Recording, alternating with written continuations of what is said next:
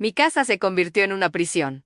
¿Cómo sucedió esto? Sabes, uno se pasa la vida construyendo un castillo, ladrillo a ladrillo, creyendo que la vejez será la recompensa. La jubilación, la capital, mi acogedor apartamento, la vida tranquila que siempre soñé. Yo, Ana, de 62 años, profesora jubilada, vivía en mi pequeño paraíso urbano. Mis mañanas comenzaban con el olor a café recién hecho y el silencio de la lectura.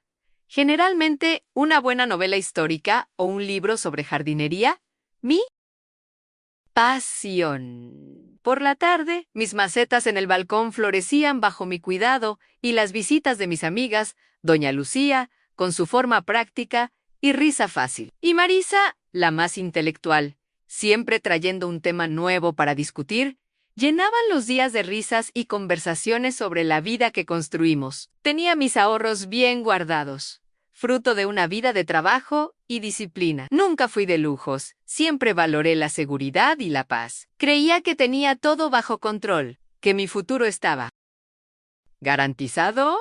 Era la personificación de la independencia, del bienestar conquistado, una mujer que, después de años dedicados a la educación, finalmente disfrutaba de la libertad merecida. Mis días estaban llenos de pequeñas rutinas placenteras en la clase de hidrogimnasia, 3 veces por semana, el grupo de bordado los martes y mis viajes anuales para conocer alguna ciudad histórica en Brasil.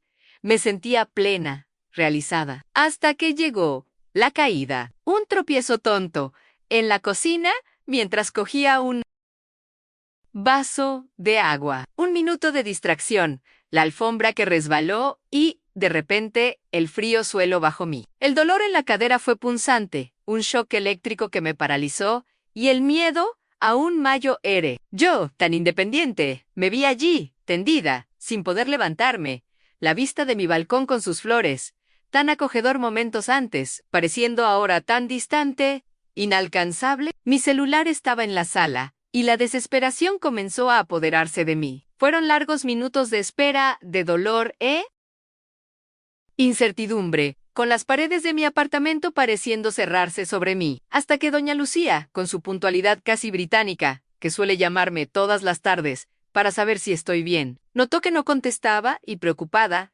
llamó a mi hermano.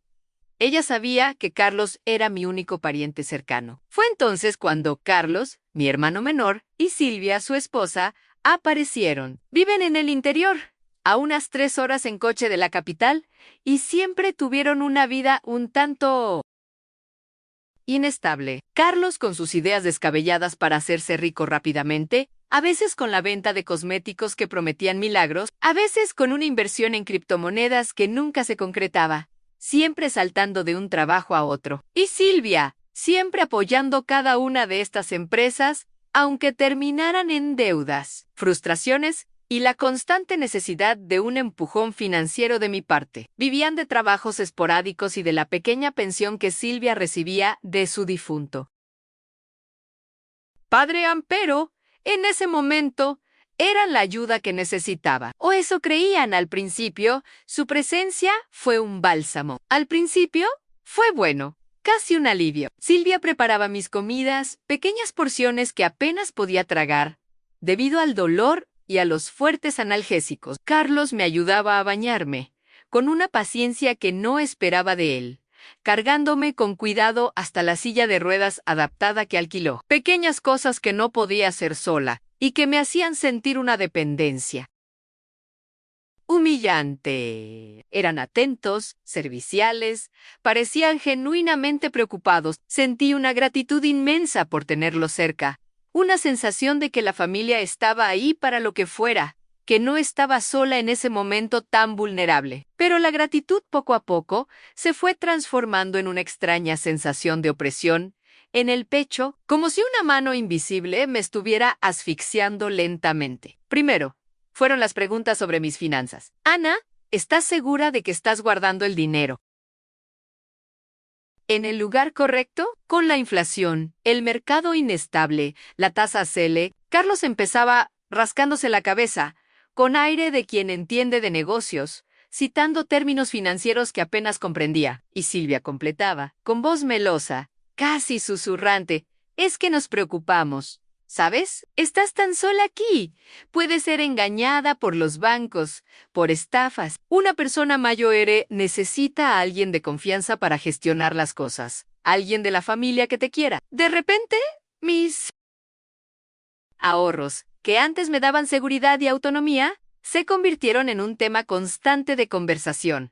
Casi una obsesión para ellos, más que una preocupación genuina. Hablaban de oportunidades de inversión y de mejorar el rendimiento con un brillo en los ojos que me recordaba los planes fracasados de Carlos, las promesas de ganancias que nunca se concretaban. Luego vino la organización, mi casa que siempre fue un reflejo de quién soy, con cada objeto contando una historia, con mis estanterías llenas de libros, mis armarios repletos de recuerdos, empezó a ser desmembrada. Ana, este aparador es tan antiguo, tan pesado, apenas cabe en tu apartamento pequeño. ¿No sería mejor venderlo? Es un trasto. Solo acumula polvo, preguntó Silvia, señalando el mueble de madera oscura que me dejó mi madre. ¿Y dónde guardaba las piezas de cristal que coleccioné a lo largo de los años, cada una con su propia historia? Yo me resistía, claro, sentía un escalofrío solo de pensar en deshacerme de él. Pero ellos insistían con una persistencia agotadora, usando argumentos que rozaban la manipulación. Es solo para optimizar el espacio, Ana. Ya verás qué ligero, qué moderno, qué práctico te resultará para tu edad. Y así, piezas que contaban la historia de mi vida, regalos de seres queridos, herencias familiares, un juego de té de porcelana que perteneció a mi abuela, un reloj de pared antiguo que marcaba el tiempo en la sala desde que me mudé al apartamento, mis cuadros de paisajes que pinté en mi juventud, cada uno una ventana a mi pasado, fueron desapareciendo, han vendidos con el pretexto de organización, liberación de energía o dinero extra para tu comodidad. Como a Silvia le gustaba decir, el dinero lo guardamos para ti. Ana, es más seguro, ¿verdad? Para que no te preocupes, ni tengas que lidiar con el banco, con estafas. Nosotros lo depositamos en tu cuenta. ¿Puedes confiar? Me mostraban extractos, números que apenas podía entender, y me garantizaban que todo estaba bajo control. Me sentía impotente, atrapada en la silla de ruedas, viendo cómo mis recuerdos eran vaciados, sacados de mi vida. Mis amigas llamaban, mi celular estaba en la sala y Silvia siempre contestaba, Doña Ana está descansando. Doña Lucía no puede recibir visitas por ahora. Necesita reposo, decía, con una voz suave y convincente al teléfono, mientras me lanzaba una mirada de advertencia, casi susurrando a mi lado, y me ofrecía un té relajante que me dejaba somnolienta. Si hablaba de ir al supermercado, ellos ya se ofrecían, con una insistencia que no dejaba espacio para negarse. Mis paseos matutinos por el parque, las idas a la biblioteca municipal para coger nuevos libros, las reuniones en el club de lectura, todo fue desvaneciéndose. De repente, la vida de fuera parecía peligrosa, llena de amenazas invisibles, y mi casa, un búnker. Pero un búnker donde yo estaba presa. Y ellos, los guardianes, con las llaves en sus manos, controlando cada paso, cada movimiento, cada contacto con el mundo exterior. Yo, la profesora Ana, que siempre incentivó a sus alumnos a la independencia y al pensamiento crítico, me estaba convirtiendo en una sombra de mí misma, rehén de la ayuda de mi propia familia. La libertad que tanto apreciaba se transformaba en una jaula de oro. Cada día, la red se apretaba más. Me veía sentada en el sofá, con la pierna vendada y el dolor palpitando, observándolos. Carlos, encorvado sobre mi computadora, verificando las cuentas, con un aire de superioridad que me irritaba profundamente, como si fuera el gran estratega financiero que nunca logró ser para sí mismo. Silvia al teléfono, resolviendo algunas burocracias para ti, con una voz dulce para quien estaba al otro lado de la línea, pero una expresión de cansancio y frustración al colgar, como si mi existencia fuera una pesada carga. Mi voz, antes firme y llena de convicción, se fue desvaneciendo. Me sentía culpable por desconfiar. Después de todo, me estaban ayudando, ¿no? Decían que me querían, que estaban ahí para mí, que yo era la hermanita o querida y que me protegerían de todo. Pero su amor parecía tener un precio demasiado alto. Un precio que era mi libertad, mi autonomía, mi propia vida, escurriéndose entre mis dedos, mientras ellos sonreían y hablaban de cuidado. La intuición gritaba, pero la voz del miedo y la culpa me silenciaba. El punto más bajo llegó un domingo lluvioso, el olor a humedad invadiendo el apartamento, lo que solo aumentaba la sensación de asfixia. Las gotas de lluvia resbalaban por la ventana, reflejando las lágrimas que contenía. Estaba en la sala, intentando leer un libro, pero las palabras parecían disolverse en la página. La historia de ficción no lograba sacarme de mi propia y sombría realidad. Oí la conversación de ellos en la cocina. La puerta estaba un poco abierta, y las voces antes susurradas se volvieron más audibles, más crudas. Discutían sobre cuánto quedaba y cómo hacerlo rendir.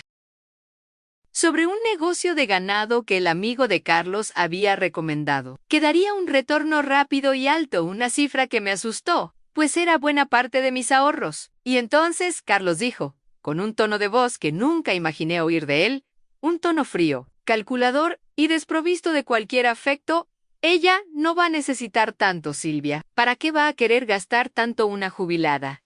Apenas seis casao, y con su edad, dentro de poco. El cuchillo me atravesó el pecho. No se trataba de mi seguridad. No se trataba de optimizar. Se trataba de mi dinero, mi vida siendo calculada, mi existencia siendo desvalorizada. Y de mi vida, que para ellos parecía tener un valor monetario. Y solo eso, yo era solo un número, una fuente de recursos, una carga que irónicamente ellos parecían no querer soltar. En ese momento, sentí un vacío, un agujero en el estómago, una náusea que me subía por la garganta. Estaba atrapada, sola, en mi propia casa, con las personas que deberían protegerme, robándome no solo bienes, sino mi dignidad, mi esencia, mi futuro. El aire parecía enrarecido, como si todo el oxígeno hubiera sido succionado del ambiente. Quería gritar, llorar, derrumbarme, pero las lágrimas no venían. Era un agotamiento tan profundo que ya no había espacio para las emociones. Estaba exhausta de luchar internamente, exhausta de fingir que todo estaba bien. Estaba en el fondo del pozo, y era mi propio apartamento. Antes tan acogedor, ahora un laberinto de opresión. Un escenario para mi propia desgracia. Al día siguiente, algo cambió. Me desperté con una sensación diferente, no de ira ni de tristeza, sino de un cansancio abrumador de ser víctima. Me miré en el espejo y vi a una mujer de 62 años. Sí, con algunas arrugas más profundas, el cabello más blanco y los ojos con una sombra de desilusión, pero que aún tenía fuerza, aunque oculta, adormecida. Una imagen de mi madre vino a mi mente. Ella siempre decía a Nana: la vida es tuya y nadie tiene derecho a quitarte. Lance fuerte, hija mía. La vida es para los valientes. Fue un clic. Fue un clic pequeño, casi imperceptible, pero poderoso, como una semilla germinando en el desierto. Me di cuenta de que el cambio no vendría de fuera, no vendría de un héroe salvando a la damisela, ni de un evento mágico. Tendría que venir de mí, y solo de mí. Era hora de despertar de esa pesadilla y tomar las riendas de mi propia vida. Empecé poco a poco, con actos de rebeldía silenciosa. Un día, cuando Silvia se distrajo con la telenovela en la sala, con los ojos fijos en la pantalla, cogí mi celular, que ella solía guardarme, y llamé a una de mis amigas. Doña Lucía, Lucía, te extraño. Necesito hablar, le dije, con la voz entrecortada, sintiendo la adrenalina subir, el corazón latiendo fuerte en el pecho. Ella notó la extrañeza, la falta de contacto, mi voz más débil y vacilante. Inventé alguna excusa sobre un malestar repentino, pero el simple hecho de marcar ese número, de escuchar su voz, me dio un soplo de aire. Una esperanza de que no estaba completamente aislada del mundo exterior. Al día siguiente, le pedí a Carlos que me llevara al médico. Necesito un chequeo, revisar mis exámenes, ver cómo va la recuperación de mi cadera. ¿Fisioterapia, tal vez?, le dije, con una firmeza que ni yo sabía que tenía, observando la sorpresa en su rostro. Él dudó, intentando argumentar que no era necesario, que él podía llamar a la médica, que yo estaba bien cuidada, pero finalmente logré convencerlo. En la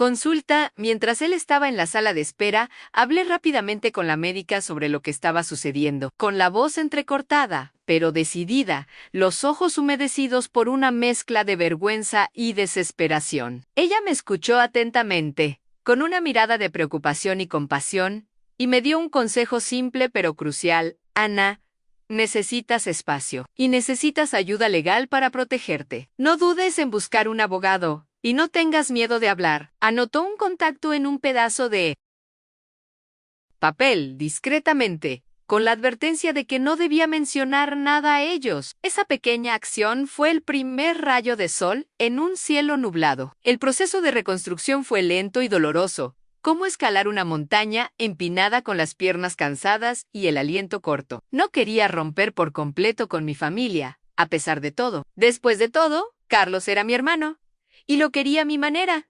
incluso con todas sus fallas, con sus planes descabellados y su ambición desmedida. Pero tampoco podía seguir siendo rehén de esa situación, de esa dependencia forzada que me asfixiaba. La primera batalla fue retomar el control de mis finanzas, con la ayuda de la abogada que la médica me recomendó, una mujer fuerte, de mirada determinada, que me acogió con una empatía que me hizo llorar por primera vez en meses. Desahogando todo lo que había sucedido, cada detalle de mi humillación, logré bloquear su acceso a mis cuentas. Envié un aviso formal, informando que a partir de ahora, yo misma me encargaría de mis finanzas y que cualquier movimiento sin mi autorización expresa sería considerado fraude. Carlos y Silvia se pusieron furiosos. ¿Cómo pudiste, Ana? Después de todo lo que hicimos por ti, solo queríamos ayudarte. Eres una desagradecida. Gritaban, con voces que oscilaban entre la ira y un intento forzado de victimismo, echándome la culpa. Me mantuve firme, sintiendo mi cuerpo temblar, pero mi voz no cedió, incluso con el nudo en la garganta. Necesito cuidar de mi vida. Les agradezco su ayuda, pero ahora puedo valerme por mí misma, dije, con el corazón encogido, pero el alma en paz con mi decisión. Intentaron intimidarme, hacerme sentir culpable, pero yo me aferré a mi nueva fuerza. La segunda batalla fue la de la casa, mi propio territorio invadido. Esos objetos que ellos vendieron, sabía que no los recuperaría, pero empecé a reorganizar lo que quedaba, a mover los muebles de sitio, a poner flores nuevas en el balcón, a abrir las ventanas de par en par, dejando que el sol y el aire fresco entraran, disipando el olor a moho y la sensación de encierro. Y empecé a decir no, con más frecuencia y firmeza. No, Carlos, hoy voy al supermercado. Necesito caminar y elegir mis propias cosas. No, Silvia, mis amigas vendrán a visitarme. Hace mucho que no las veo, y las echo de menos. En las recaídas existían, sí. Hubo días en que la culpa me consumía, en que pensaba si no estaba siendo desagradecida, si no estaría exagerando, si yo no era la persona egoísta que ellos decían. Hubo discusiones, gritos, chantajes emocionales, comparaciones con otros parientes que sabían valorar a la familia. Usaron todas las armas que tenían, desde el silencio resentido hasta las acusaciones de ingratitud y de ser una vieja gruñona y difícil. Pero cada pequeña victoria me daba más fuerza, como un combustible para continuar, para no ceder, para recordar lo que realmente importaba: mi autonomía. Hoy, 3 años después de la caída, todavía siento las cicatrices físicas y emocionales, pero no me paralizan. Mi apartamento volvió a ser mi refugio, no una prisión. Mis amigas frecuentan la casa. Las risas volvieron a resonar por las habitaciones, y las conversaciones sobre libros y flores llenan mis días. Logré retomar mis caminatas por el parque, mis lecturas, e incluso me inscribí en un curso de cocina italiana, algo que siempre quise hacer, pero nunca tuve tiempo. El aparador de mi madre ya no está aquí, pero sus recuerdos y lo que representa están intactos dentro de mí. Aprendí que los objetos son solo eso, objetos, y que el valor de algo está en la memoria que evoca, y que esas memorias nadie puede quitarme. La relación con Carlos y Silvia nunca volvió a ser la misma. Aún lo intentan de vez en cuando, con aires de preocupación, preguntándome sobre nuevas oportunidades de inversión o Si necesito ayuda con algo en el apartamento, siempre con un tono de quien quiere retomar el control, pero aprendí a identificar las señales y a protegerme. Establecí límites claros, una barrera invisible, pero firme, que ellos saben que no pueden cruzar. No hubo una reconciliación completa, de esas de película, con abrazos y lágrimas de perdón, ni espero que la haya. La confianza se rompió de una forma que quizás nunca se cure del todo, pero los veo, de vez en cuando, en días festivos, en almuerzos familiares más protocolares, y consigo mantener una distancia saludable, una convivencia que ya no me aprisiona, es una paz un tanto agridulce, un silencio que esconde muchos dolores y resentimientos, pero es mi paz, ganada con mucho esfuerzo. Me pregunto, a veces, ¿cuántos otros castillos de Ana existen por ahí, con puertas custodiadas por quienes deberían proteger? Y cuán difícil, pero necesario, es aprender a ser el propio guardián, la propia fortaleza, a encontrar la fuerza interior para liberarse. La vida es un regalo, y la mayor victoria es tener el coraje de desenvolverlo todos los días, incluso cuando viene con un nudo apretado, incluso cuando parece que todo se ha desmoronado. Y lo único que queda es tu propia resiliencia.